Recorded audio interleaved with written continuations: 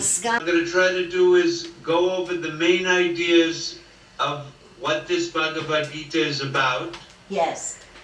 And why it is not a mystical or theological text, but a philosophical text, the principles of which everybody is able to verify universally, commonly, without any religious dogmas, without the need for any blind faith, without the requirement that you think that some guru knows something that you don't know, and until you get a special state that you haven't gotten, you can only accept what they say. That this type of teaching is presented in the Gita is not like that at all. So let me try to set the stage. For those who listen to episodes, they know that I've been trying to explain this idea of the concept of ignorance. That according to this teaching, even though everybody is always and forever that non-changing eternal consciousness, and that is everyone's true self, always and forever, everyone doesn't have that idea about themselves. Nobody has that idea about themselves. Everybody feels that I am so-and-so, and these are mine. This is the whole ignorance of Vedanta, of taking something that I'm not, something disappearing to me, and identifying with that changing object, an apparent reality that I've identified with mistakenly. The whole purpose of Vedanta is to remove this misconception by pointing out the fact that in fact you are the unchanging reality, regardless of your idea that I am a mortal that was taking birth, getting old, getting sick, and will someday die. This is the universal ignorance, according to this teaching, that we've all made a mistake about ourselves. It's critical to understand that the self in Vedanta is the witness in you that's always present, that everybody can validate if they're wanting to see what is that in me that's never changing, regardless whether anything's appearing or whether nothing's appearing. That self is my true nature, but I've taken myself to be other. And then the whole life is based on this idea. The Bhagavad Gita starts with the same exact situation. Arjuna, just like us, is in the same ignorance. He thinks, I'm Arjuna. I'm a warrior. I have to protect the kingdom. I have to rule the kingdom, and I have to therefore engage in this war and kill all of my cousins and my uncles and my gurus. They're all assembled in front of me here. And in order to win this war, I will have to kill them. They are mine. I am this, and they are mine. That's the ignorance that we all share. He was in Shoka and Moha. He was confused. He says, I have Shoka and Moha. That means confusion and grief. And the Vedanta because I'm confused about who I really am. That's the cause for all of our grief. And if we could get rid of that confusion, the grief would also be removed. The whole purpose of the teaching that's found in the Bhagavad Gita, speaking over the shoulder of Arjuna, because we all have this same grief and delusion, the delusion that I am this, and the grief that comes from that idea that I'm going to die, that I'm limited, that I need to do something to become happy, or the grief that my loved ones will go and leave me. That whole thing is the outcome of a misconception. And the whole purpose of the Bhagavad Gita is to show us what is the truth of the self and how to remove that misconception in the most practical way. Generally speaking, when a person studies this non-dual teaching in a traditional manner, you study 3 sets of texts. One set of texts is called the Upanishads. That's the real essence of the whole thing, is to be found there. The Bhagavad Gita is based on the Upanishads. It doesn't contradict the Upanishads. It's a text written by somebody who had imbibed the Upanishadic teaching and now in poetry form was laying out that same teaching along with the practical aspects of that teaching, if there could be any practicality in non-duality. No. How that could work is explained in the Gita. So, that is why it's not, even though it's a text that was written many years ago, it's still relevant to all of us because it's the same ignorance that's being addressed. The same ignorance that Arjuna had. He said, I'm confused. You please teach me. And that's where the Bhagavad Gita begins. To remove ignorance and the grief that it's causing us. So, when Arjuna says to Krishna in the beginning of the 2nd chapter, the 1st chapter of the Bhagavad Gita sets the setting. There's a great war between 2 great armies, the greatest assembled armies in the history of recorded Indian history, the Mahabharata, the Great War. And there they are. Arjuna's on one side with his armies, and Duryodhana and his armies are on the other. And Duryodhana has somehow enlisted many of the relatives of Arjuna and many of his teachers who taught him how to be a warrior, as well as cousins and uncles, etc. This is the setting which we find ourselves. And just before the war is to begin,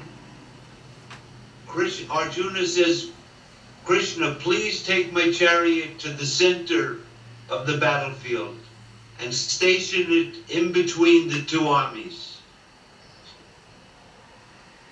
Krishna takes him there, and Arjuna takes a good look at who he's going to have to kill to win the kingdom.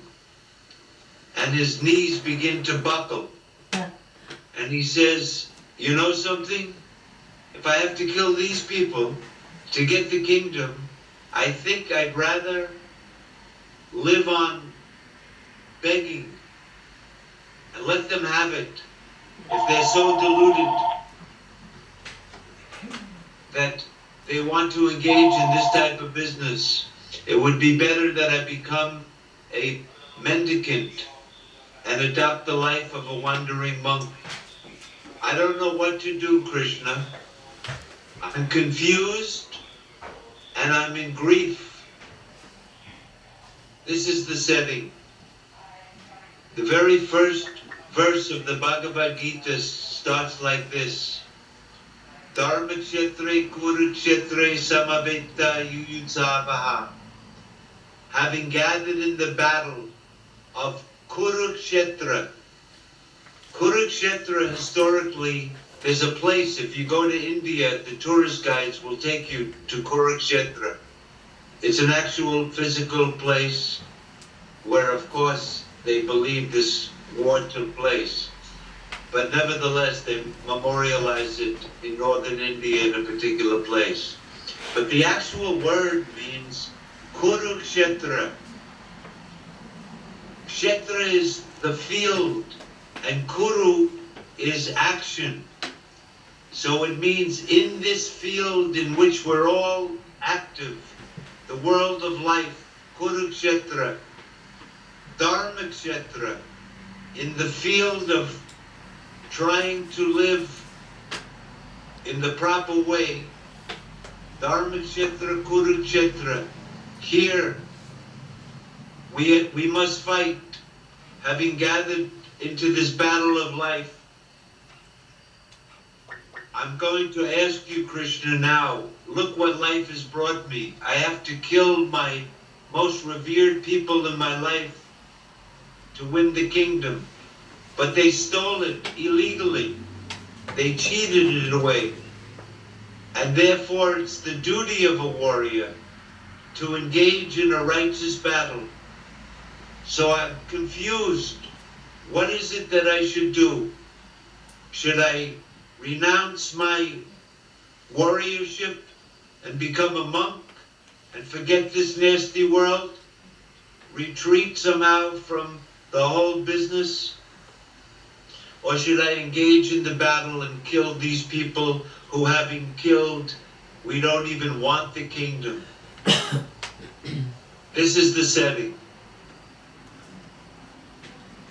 Talking over the shoulder of Arjuna to us, because we have the same misconception that Arjuna has, and the same grief.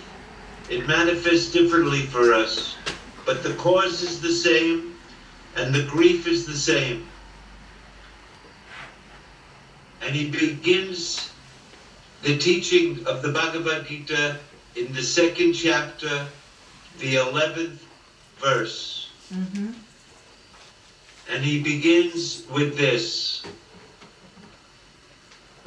Asochanam vasochisthvam prabhyam vadamscha bhashase gatasuna gatam sumscha na anusochanti pandita. That's the very first beginning of the teaching of the Bhagavad Gita. And it's a very perplexing one for the following reason. Arjuna gave him many reasons why he should do this.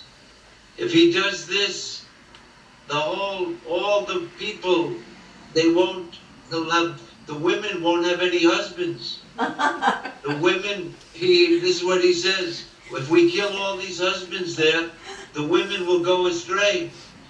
There'll be no culture left. The kingdom will be like destroyed itself. How could we? He gave him many reasons. But Krishna says, Asochanam vasochisthvam.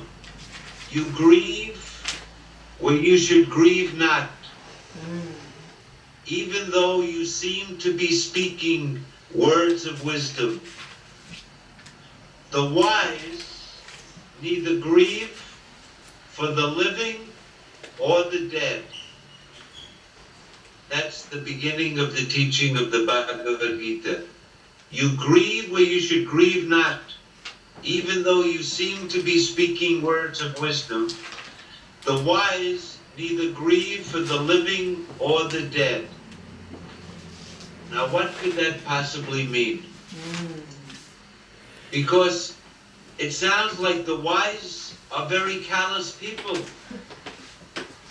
when they don't grieve over the dead, they don't grieve when their child dies, they don't grieve when their wife gets into a car accident, in those days into a chariot accident. So, what does that mean? The wise neither grieve for the living or the dead. It seems like a callous teaching, and that the wise people are maybe people that we shouldn't emulate. Because shouldn't we certainly feel grief when our loved ones pass? Isn't it natural to feel like that?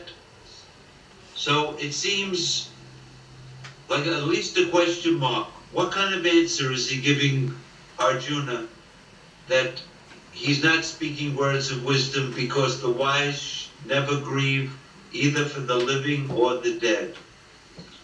Let me give you a hint, just something to think about. The wise person in Vedanta is the one who sees only the self everywhere. Everything is nothing but the self. There's no birth, there's no old age, there's no disease, there's no death.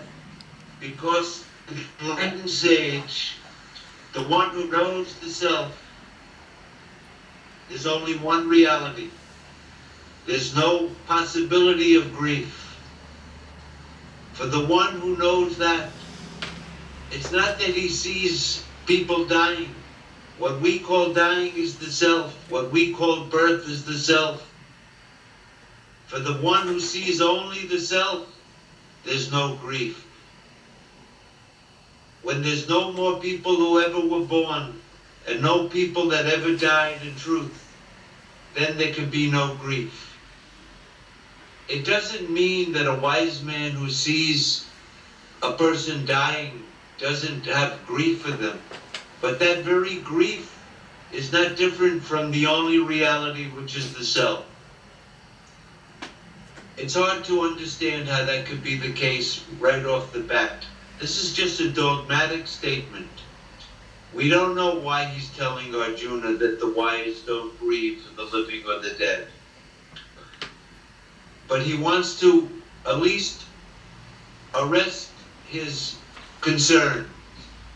Because what he wants to teach Arjuna is how to become a wise man, how to know the true nature of the self.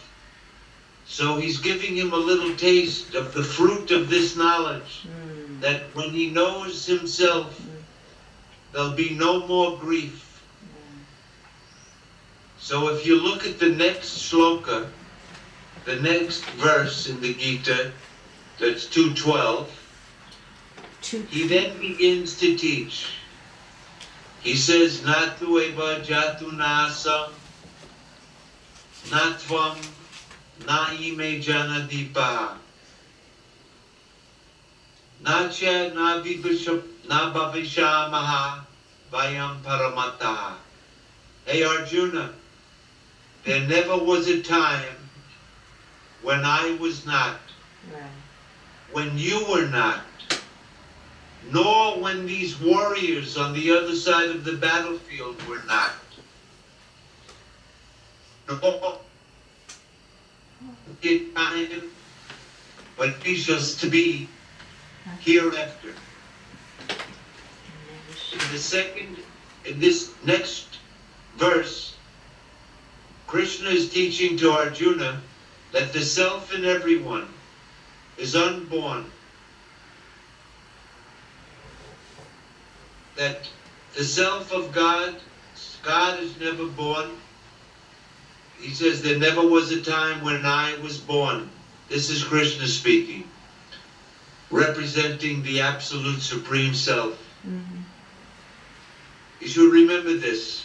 Whenever we're talking, when Krishna says me in the Gita, he's talking about the witness in you. He's the self of everyone. That means he's yourself as the witness in consciousness. That's me. So when he says, there never was a time when I was not, he means that witness in you. And when he says there never was a time when you were not, he means that witness in you. And when he says, and never was there a time those warriors, each one of them, the self-all things, there never was a time when it was born. And you should also know that the true nature of the self is that it will never cease to be. The immortality of the self. It's a dogma. He hasn't proved anything here. He's just stating it, that you're grieving because you don't know that the self in everybody is unborn and undying. And you think that you're the killer and those guys over there are really going to be killed.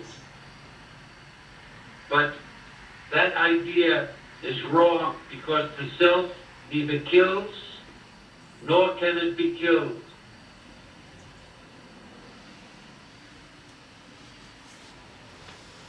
This is the very beginning of the Gita. So the second chapter of the Bhagavad Gita, without any preliminary teaching, teaches the highest nature of the self according to this non-dual teaching. There may be other religious and philosophical or spiritual teachings that think that the soul or our true self is born. We come from God and we're born, and then depending on how we live, this soul or self will go back to God's realm. But that would mean that the self was born.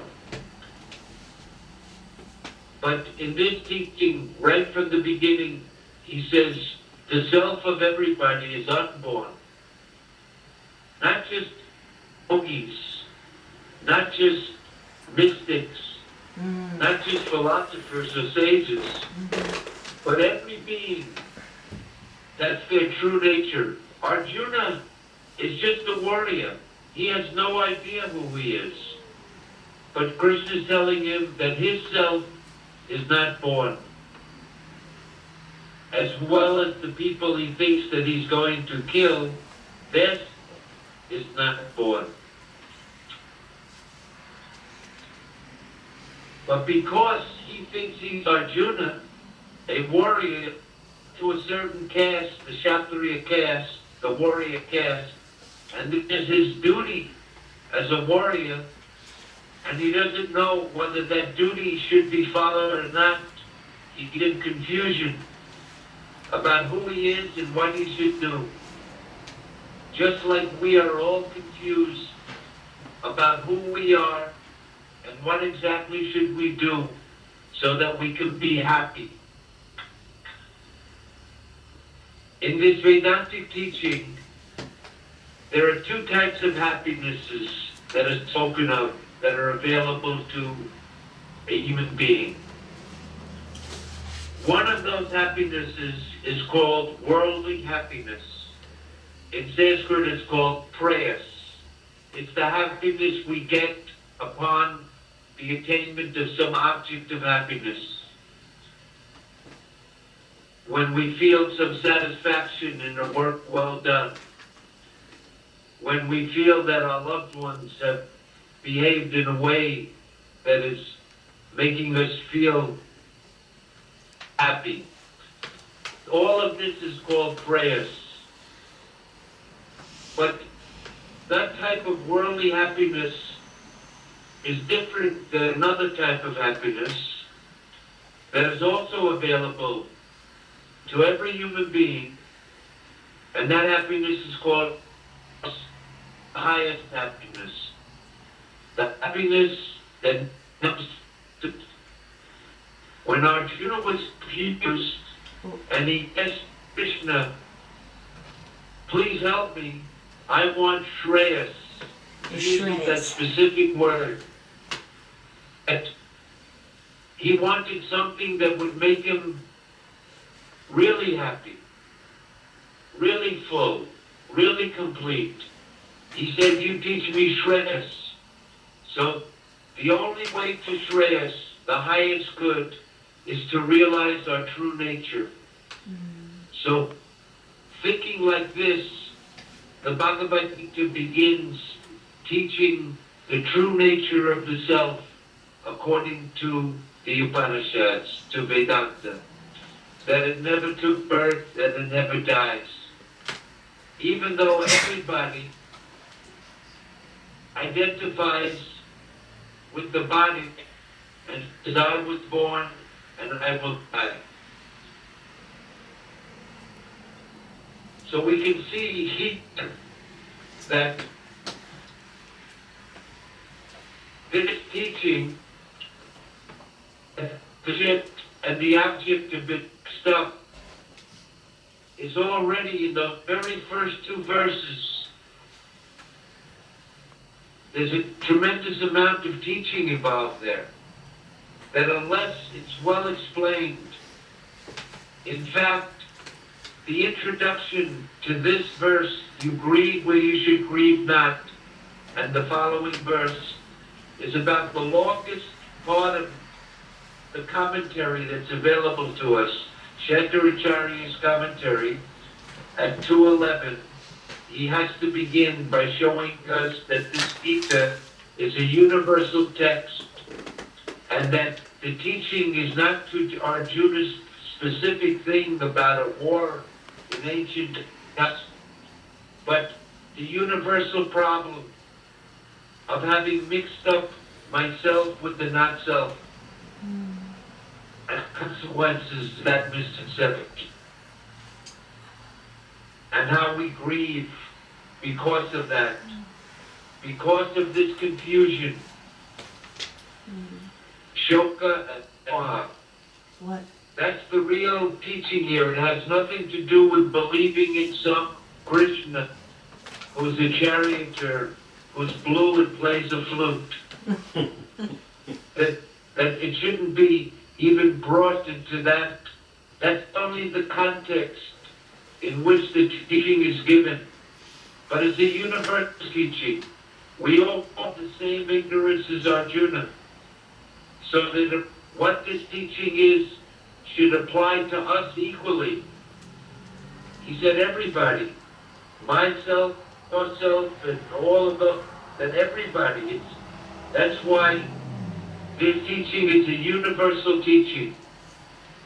But it's not universal in the sense that most people think of universal teachings. What do I mean? Vedanta is not universal in that what it's teaching, everybody else teaches.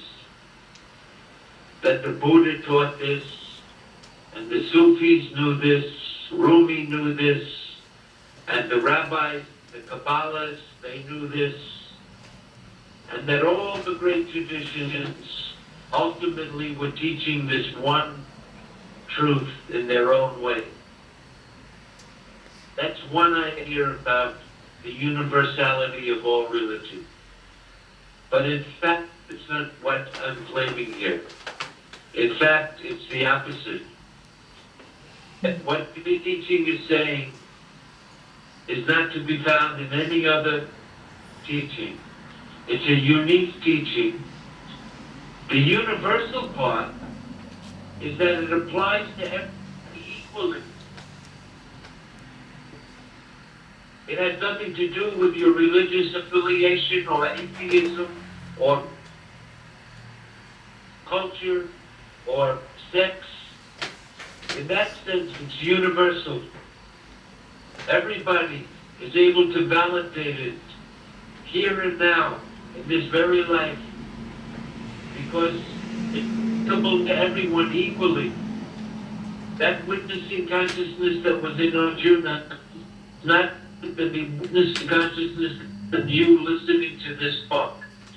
At least that's the claim of God. It's not to be believed like a religious dogma that you'd have to have faith in and die with. Is it a fact? This is how Vedanta works. It's a science of reality, in that it examines the facts of experience, and it reveals something that's been overlooked, even though it's absolutely self-evident, self-established, self-manifest, but the truth seems totally hidden until it's pointed out. This Bhagavad Gita, even though it hasn't explained to us how is it that the self in everyone is not born, the 12 is also just dogmatically, with no reasoning behind it. It's just, we should understand that according to Vedanta, the self's real nature is unborn and undying. Krishna goes on with this description, and let me continue more quickly now. Teaching is beginning to unfold.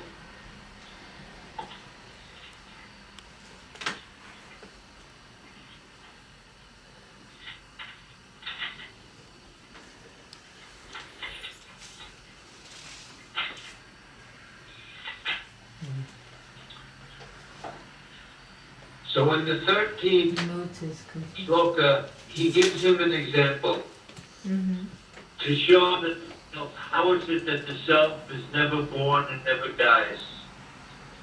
And this is a way that we ourselves can begin to appreciate the fact that we are an unchanging reality.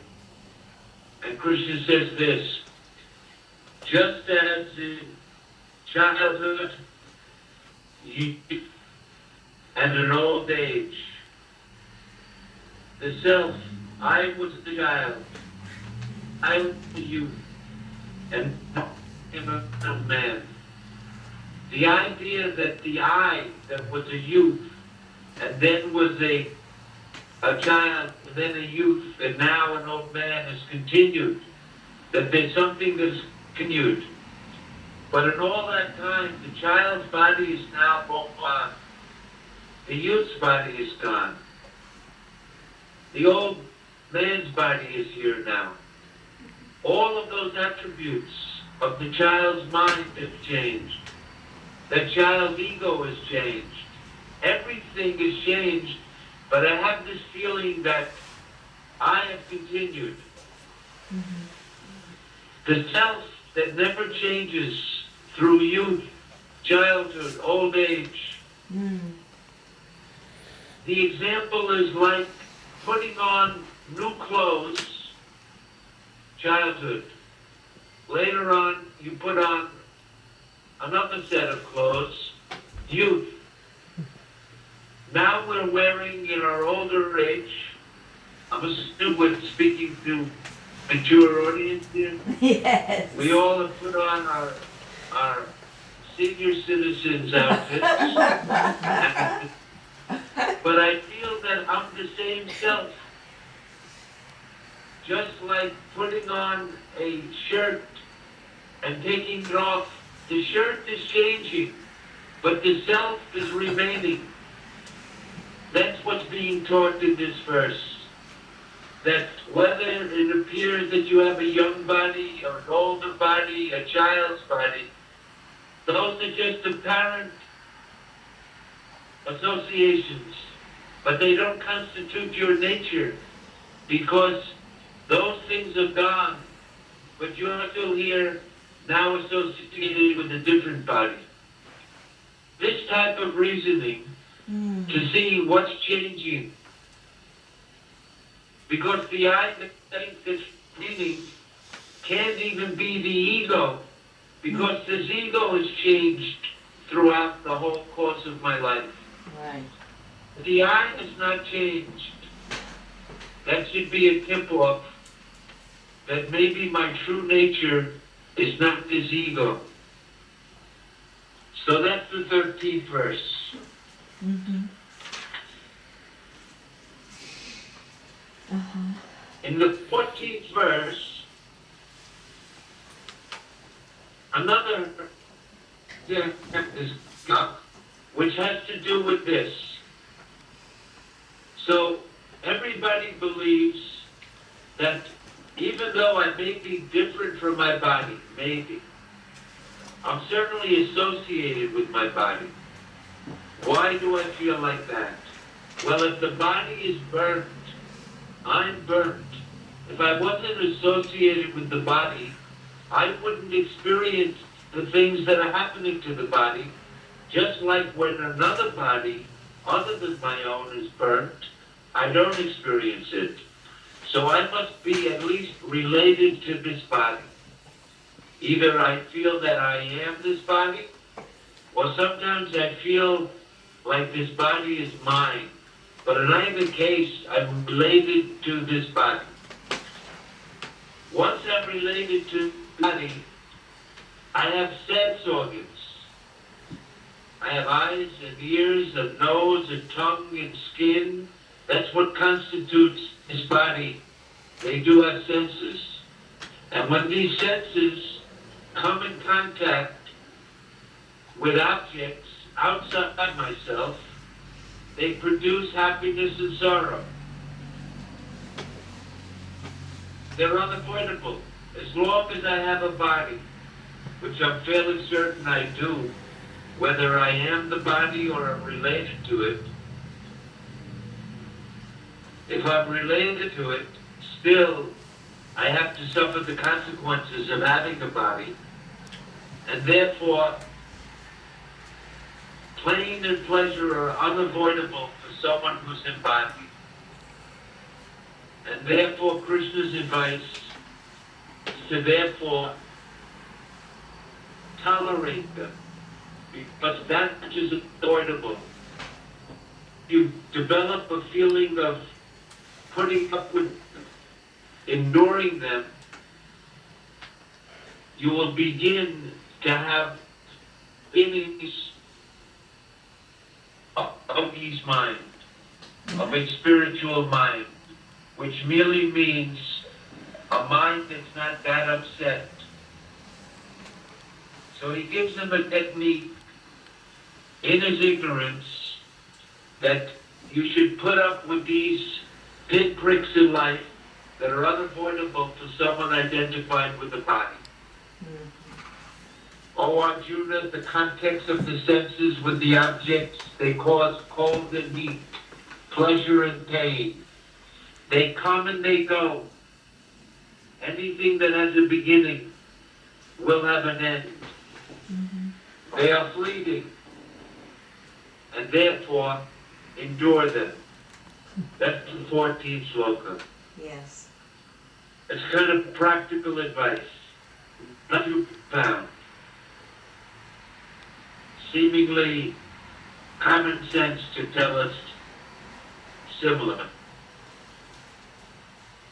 He goes on with this type of reasoning in the 15th sloka, the 15th verse, the one sloka means verse, where he says, these sense contexts that are either bringing us cold and heat, pleasure and pain, to those whom they are not agitated, they don't become agitated by these unavoidable happenings. And who tries to develop equanimity, whether in pleasure or pain, that person begins to be fit for immortality. This is the beginning of spiritual life, in breadth of pleasure and trying helpfully to avoid pain, which in most cases is unavoidable. They must come and they will go. If you examine your life, if you've made it this far, they've gone now. The undesirable things. And the pleasures have also come and gone. So, with this type of reflection, if you want to attain immortality, that's called Shreyas, the highest good of human life, You see, when I said that Vedanta, this non-dual teaching is not a theistic teaching, in that it's not blind faith. I don't mean to say that it doesn't take an attitude by which the listener suspends critical judgment or conclusion until he's listened to the whole thing.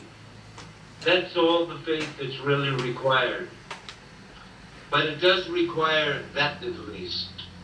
So this teaching claims that when you know your true self, you'll attain immortality. You'll become immortal. Now obviously that initially requires some faith because it makes not much sense in the beginning. But I'm willing to listen. So that's the idea here. I just want to distinguish between Vedantic faith and theological faith. The blind faith that you must live and die with, as opposed to suspending conclusions until you've listened to the presentation and then examined those claims on the basis of your own experience right here and now, and then come to your own conclusion. That's the faith that's required. So Krishna says, for the person who can withstand these unavoidable pinpricks in life, heat and cold, pleasure and pain, he's on his way to be for immortality. Let's leave it at that. That's a spiritual practice. Obviously, this would be something. Because the person who's only pursuing pleasures and avoiding pains, and when he gets the pleasure, he's elated, and when he gets the pain, he's dejected. That is not the mind that can even sit through a Bhagavad Gita class. Because it's so far removed from our what's called prayas, our worldly desire to enjoy and to get some benefit. This Vedantic teaching, it seems so foreign and removed that only a mind that has some culture, some curiosity, will even be drawn to it. So in any event, the next verse throws the line on what has been going on up to now. This is a very famous verse in the Bhagavad Gita. You can think about it for a long time, think you understand it, come out and realize you can understand it even better, even though the words are pretty straightforward. This is 2:16, for those of you who are taking notes. Na tato vijite bhavaha, na bhavo vijite sata. Translate. For the unreal, there is no existence. That which is unreal, for that which has no reality, that's sataha, unreal, there is no existence. The unreal doesn't exist. That's the first part. Nothing very controversial. Everybody would agree with that. That a mirage in the desert is unreal, and so it doesn't truly exist. Unlike the sand, which is real, that exists. So the first part of the verse is easy. That which is unreal has no existence. Let me give one more example. If I were to mistake a rope for a snake, that snake, we say, is not real. And it doesn't have any true existence. The only thing that's existing there is the rope. It's unreal, If there's any existence to it at all, it's not of the snake, but of the rope. So the first part of the verse says this: for the oil, no existence, nasato vidyate bhava, and for the real, there's no non-existence. That which is truly real can never become non-existent. Now, forgetting about whether this definition of reality is valid, let's just, for the moment, accept it as an axiom. That which is unreal has no existence, and that which really is real can never become non-existent.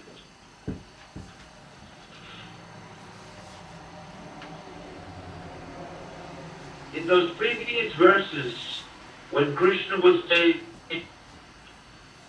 happiness and sorrow, cold and heat, they're produced by the sense contacts. They come and they go.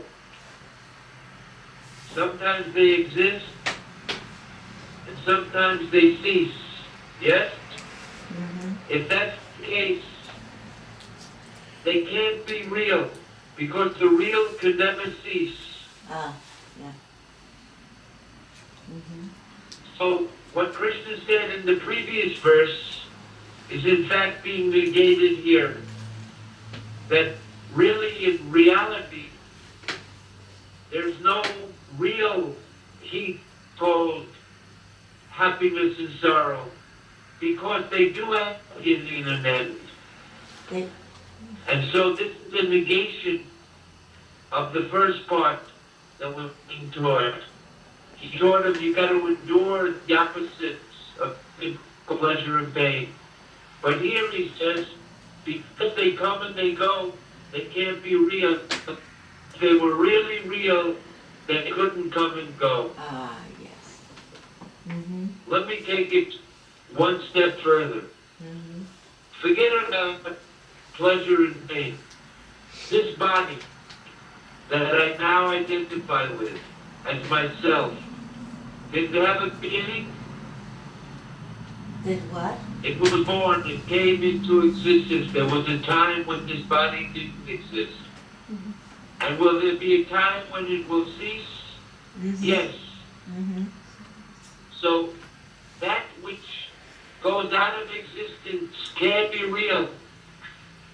On this definition, the body also must fall into a category of unreality.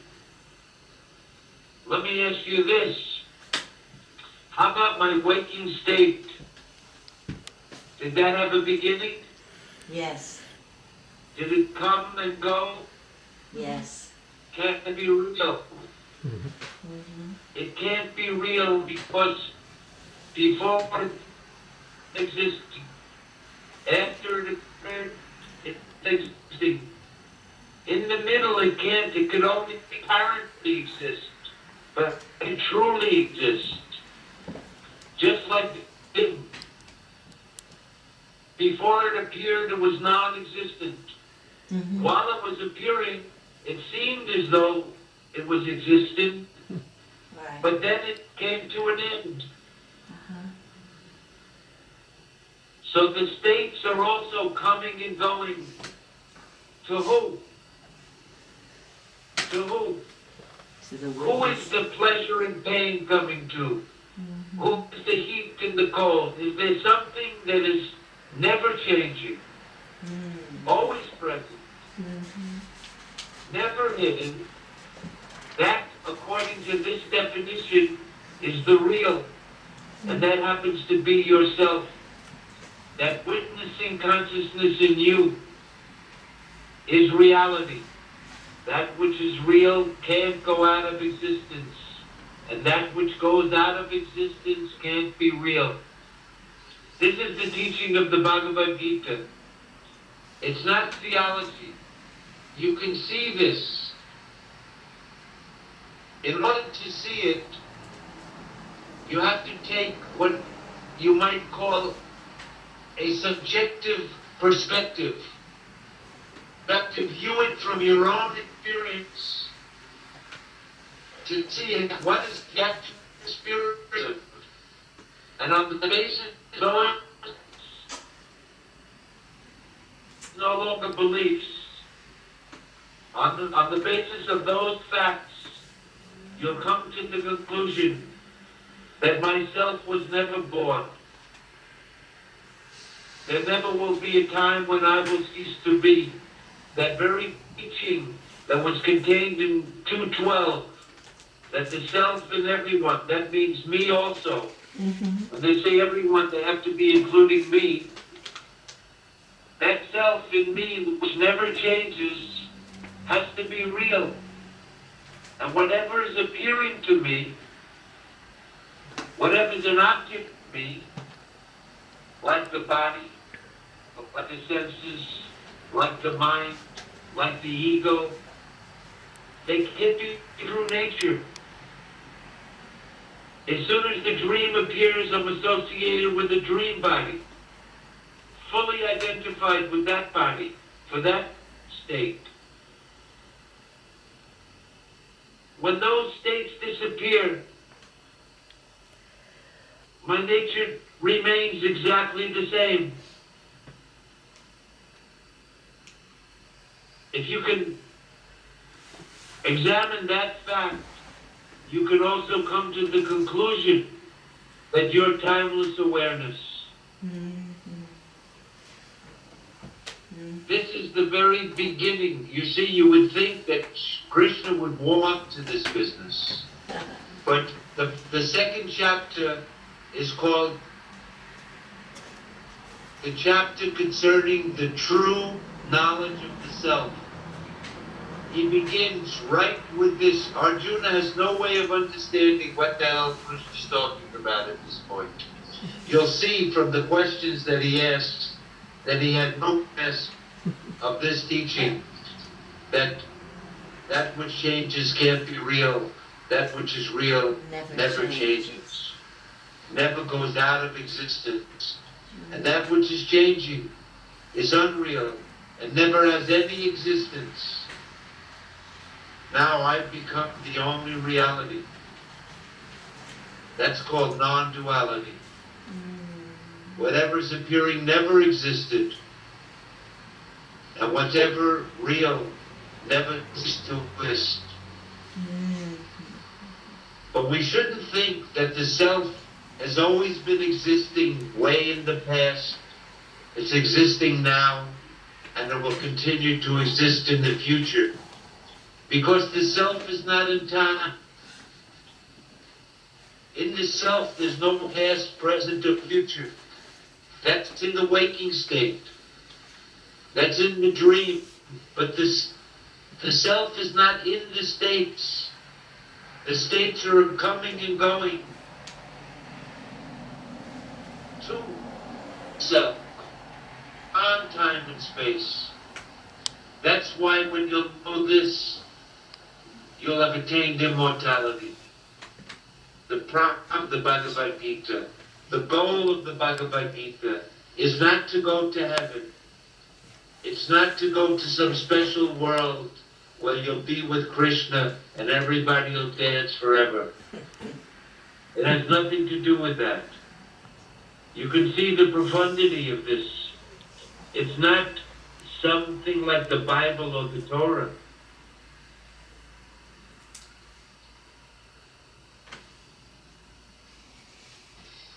Okay. At this point, there's a long discussion in the commentary. Had we been studying this chapter where we had a month to go through chapter 2, we would tease this thing out. Here in the commentary, there are many objections. The most common objection to this type of thing, when someone says, that which is changing can't be real, the objection would naturally be, who says? Why is it that a thing just because it's changing is not real? The mountains are changing all the time, but they're real. Grass is changing all the time. You don't say grass is not real. Why is it that a thing, because it's changing, can't be real? Evelyn? Yes. Yes. Yeah. How about, I don't know if you can understand, what is this Vedantic definition of reality? Why is it that just because a thing changes, why are you saying it's not real? There's a thing that's going through changes. I have a mango. It's green. That same mango becomes ripe. The same mango has become rotten. It's gone through 3 different changes. Green, ripe, rotten. But there's one mango that went through all of those changes and was existing throughout. Yes? Yes. Well, yeah. So Go ahead. that would argue against your definition of that a thing that's changing can't exist. It's the bias of the waking state. I was just going to say, but that's in the waking state. And also it's within time. That which is real must exist beyond time. It can't just be in But time why- because it's why- changing. Why is that so? Because In other words, because that which exists is what I can see, what I can touch, smell, taste. That's the proof that a thing exists. but it exists. It's as it appears. Actually, it appears to exist.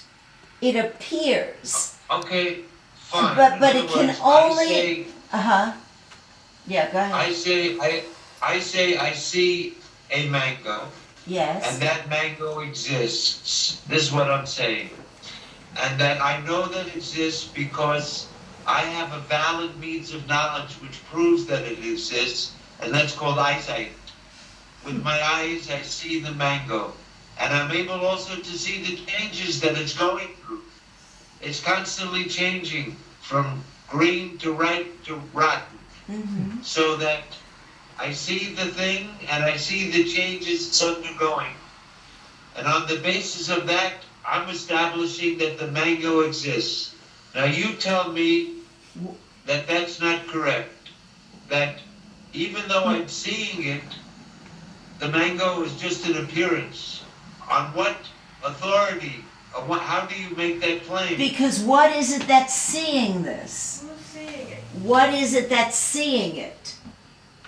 Well, if you're telling me that I don't see the mango, No, you see the mango. At this level of reality, you are seeing the mango. well, okay, at this level, in other words, unless you can tell me that, let's forget about any metaphysical business here, waking Okay. state, dream state, and throwing it all in there. Okay. If you look at it from the point of view that if a thing really had a true nature, Yes. that it existed in a particular way, then it could never change. Because if it changes, it doesn't any longer have that nature. It has some other nature. Right. It would no longer be that thing. The thing's nature can never change. Just on the basis of reasoning that what the mind does, it divides a thing into substance and attribute. And it says there's such a thing called a mango. You call it a mango. You give it a designation. Right. And then you attribute changes.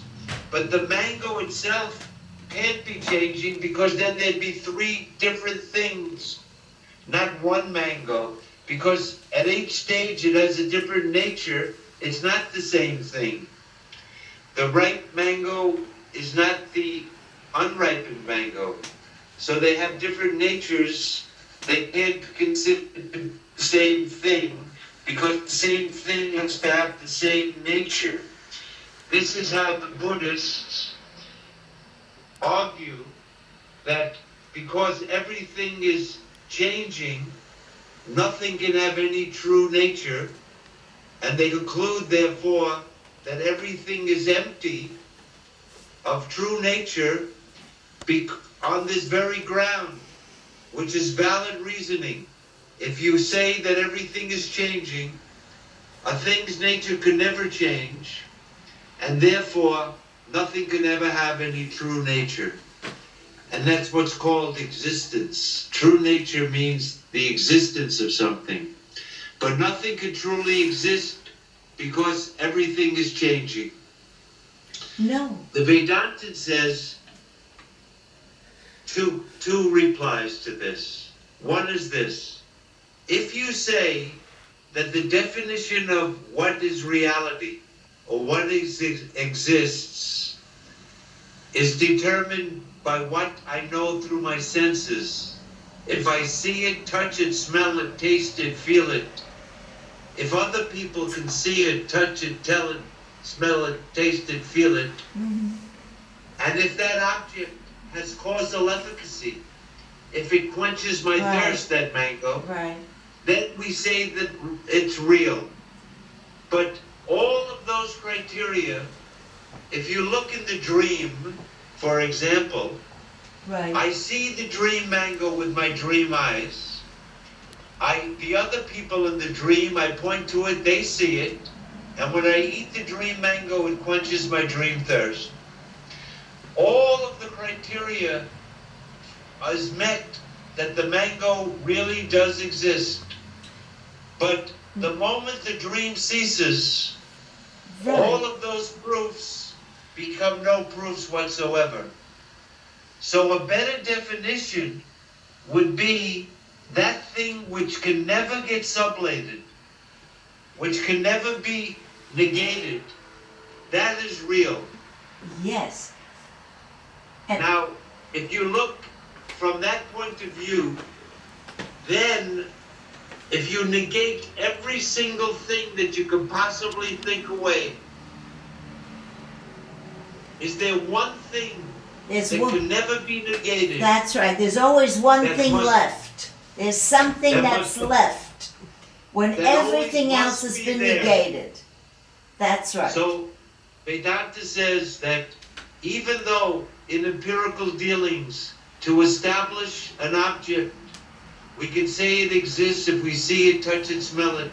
That can't be the proof of the absolute existence of it. Because those very same proofs during the dream state, at which time we take to be 100% waking, to call the dream a dream state is merely to look at it from our waking state. But once we see the dream as it's actually experienced, what we mean by a dream is that state that when you're in it, you take it as waking. And all of the senses are absolutely real. And we see the dream mango as absolutely real because it meets all the tests of reality. Except it becomes canceled. So the true test of reality should be that which is never canceled. That's right. That cannot be canceled. Because we can be fooled by these, what I call proofs of existence, but later on, those proofs can be falsified. Is there one thing that can never be falsified? Yes. That can never be canceled? Yes. This is the Vedantic reality. It's the reality of our own self that we can never think away because we have to be there in order to think everything away. Without the presence of my awareness, we can't negate or affirm anything. That's right. That's right. And whether I negate or affirm anything, I'm still there. This is how the Gita is determining the truth of the self. Right. That which never changes. That awareness that never changes. That's there in dream, that's there in waking, that's there in deep sleep. That never changes. And let me continue. Not only is it there in waking, dream, and deep sleep, if you ever go into samadhi, it'll be there in so-called samadhi. If you ever have a coma and It's you're there. unconscious, Right. it's still there in That's every state, whether you're aware of something or whether you're not aware of anything. Right. So what that means is you don't really have to look at dream and deep sleep. Right here in this waking state, if you have the capacity, you don't have to look at right here in the waking. If you can see the all-pervasiveness of your own subjective consciousness, how every thought arises as an object to that, how every perception, Yes. then right in the waking state, you're able to understand the unchanging reality. If you're not up to the mark, as a middling student, Vedanta offers the dream state. It's easier to see the self-luminous nature of the self In the dream. lighting up the whole dream. Right. And if you're of the lowest caliber student, we point you to deep sleep. I hope I'm not putting you to sleep. Because when we say Jump right in, think Paul. of your experience, sleep, what are we really saying? How can we do that? Deep sleep. What was my experience? Well, I wasn't aware of the world. I wasn't aware of my husband, my wife, my Right. children, my bank account. Right. I wasn't aware of my house in East Hampton. I Right. wasn't aware of my hotel room in California here. Right. What do? I negate. And then when I've negated every single thing, I say, I wasn't aware of anything. Right. What you've done is you've negated everything, but not your awareness. Correct. That's why in Vedanta, even though the waking state is sufficient, to examine the three states is somewhat easier.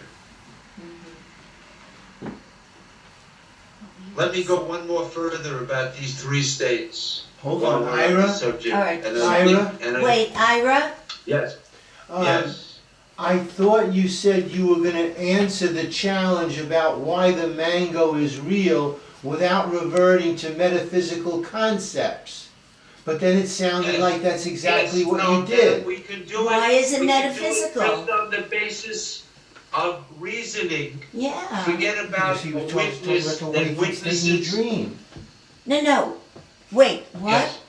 I thought. In other words, when I negate the reality of all phenomena on the basis of that I'm the witness of all phenomena, Right. you can say that's an appeal to a metaphysical or transcendental reality.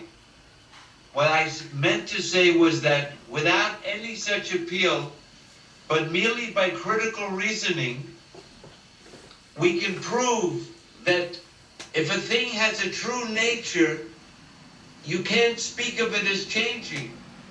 The Buddhists who don't believe in any witness can demonstrate that merely because things are impermanent, changing, dependently originated, they can't, if they had a true nature, they couldn't come into being. But because they're produced, that shows that they don't have their true nature, because the thing's true nature is not something that has to be produced, but everything is produced, and therefore nothing has a true nature. You see, this is the Buddhist logic on which they refute the true nature of anything that's impermanent. The Vedantin can adopt that same reasoning without any appeal to a witness, merely to show and agree that which is changing doesn't have a true nature.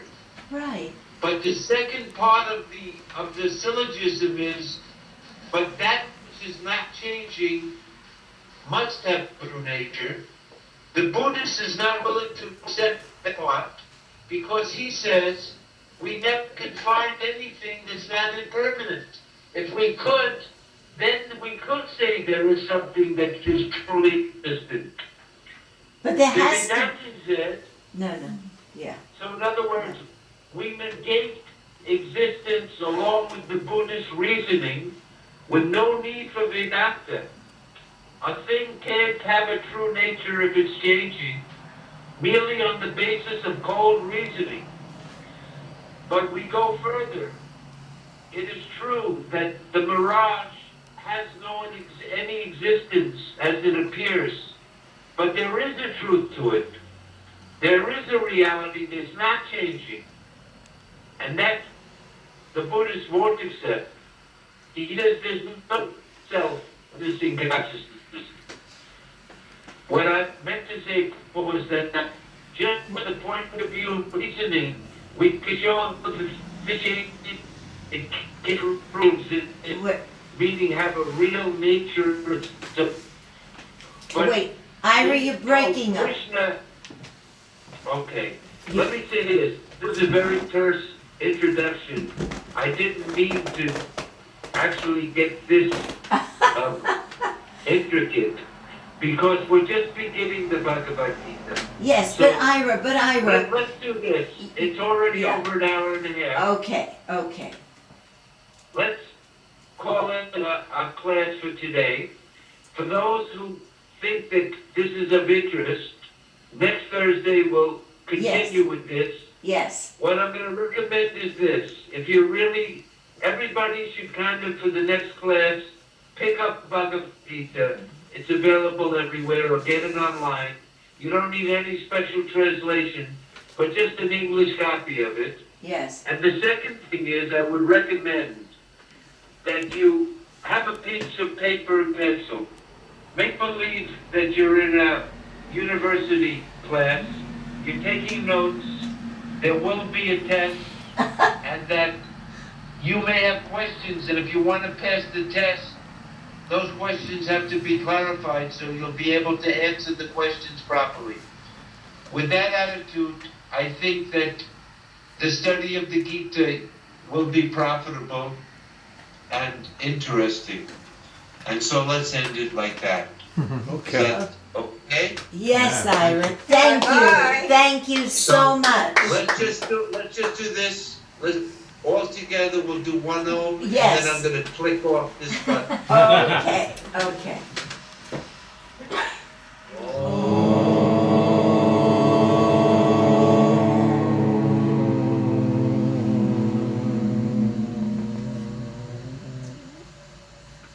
Thank you so much.